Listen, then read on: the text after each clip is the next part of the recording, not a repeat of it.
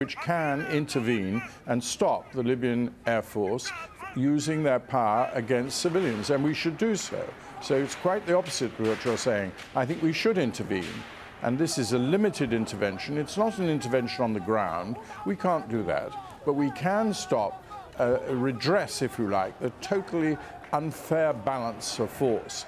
These are peaceful demonstrators legitimately making protest on a secular basis, and they are likely to be attacked. They have already been attacked. We know that 2 pilots who were given orders to shoot at demonstrators flew to Malta. We will have been able to hear what those pilots said, and that should be sufficient evidence for the UN Security Council to take the necessary power and then thereby ask the regional power, which is NATO, to coordinate action and to enforce a no-fly zone, and hopefully to use some other countries, neighboring Arab countries, if they were willing, to cooperate and act together. This is a UN action, not a bilateral interstate action. It would be UN authorized. Indeed. And that's what the Security Council exists for. I hope they meet very early today and don't wait. Okay, it'll be interesting to see what they come up with. Let me talk to you about another issue. Now, you know, the British government has strongly criticized the violence in Libya, but in recent years, we know that Britain has come to view the Gaddafi regime as a vital business partner. Weapons sales to Libya are worth billions. Now, Britain, of course, has decided to cancel 8 of those weapons contracts, but for all we know, British weapons could be currently being used in Libya against protesters there. Well, I profoundly hope not. We don't know in this country whether we've been supplying ammunition. It's very hard to get at an authoritative view on this. But it's one thing to try and intervene diplomatically to stop Colonel Gaddafi developing nuclear weapons. And we did that 5 or 6 years ago. And I think that was an intervention that was justified. But I hope that we've never supplied weapons to him. This is a man who, when I was Foreign Secretary, was planning to supply Semtex to the IRA, and that Semtex did get to the IRA and allowed a massive bombing campaign against British citizens and also involving British troops. So I've never had, I must say, any illusions about Colonel Gaddafi. But you have to deal with what you have to deal with. But there are, and I hope there were, stringent provisions that we didn't supply him with ammunition. It's certainly very astonishing to know, Lord Owen, that Libya sits on the UN Human Rights Council. Do you think that this European diplomacy has failed in not pushing human rights firm on the agenda when it comes to cooperating with Libya? Well, the answer to that is this was opposed by many Western governments, and he was supported by many non-aligned countries and third world countries and Arab countries to go on their human rights. It was a scandal. But we can't change the structures. The structures within the UN are democratic, and they allow different groupings to choose people who go on their committees.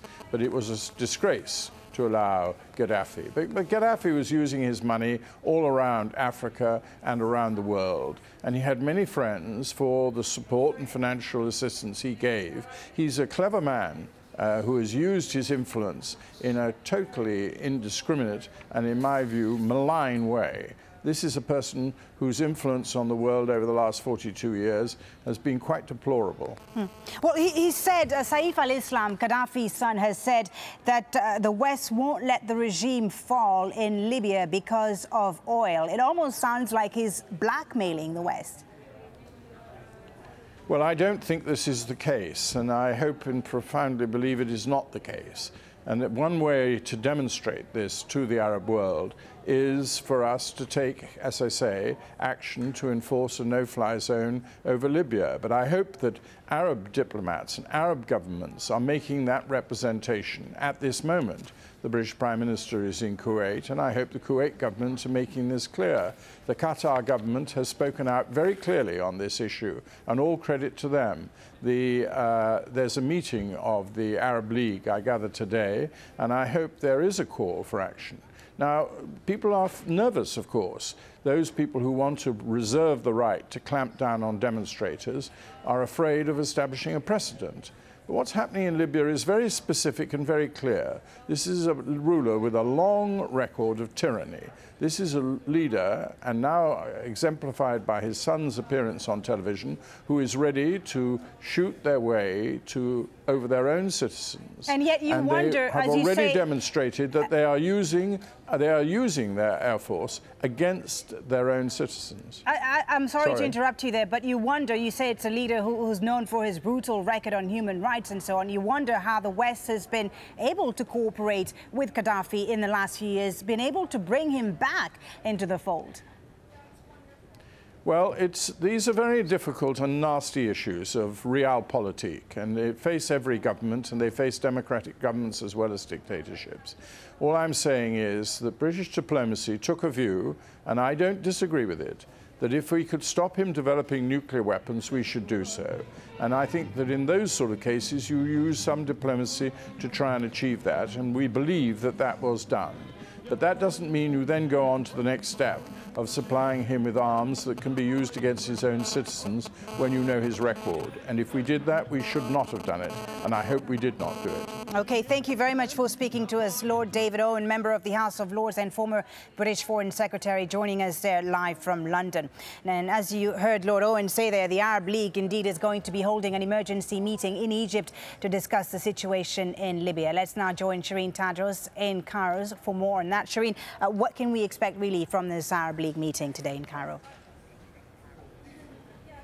Well, traditionally, the Arab League has been big on words, low on action, and we expect a strongly worded statement. I'm not sure if we'll see anything more than that. That meeting will indeed take place in Cairo in a few hours' time from now at 15 GMT. That's 5 p.m.